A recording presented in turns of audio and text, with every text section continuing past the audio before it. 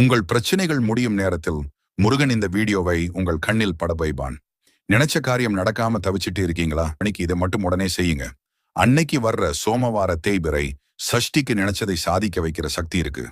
முருகப்பெருமானை மனசார வேண்டிக்கிட்டு சகல காரிய ஜெயப்பிரதா ஜெய ஜெய என்ற சக்தி வாய்ந்த மந்திரத்தை 111 முறை ஜெபியுங்க.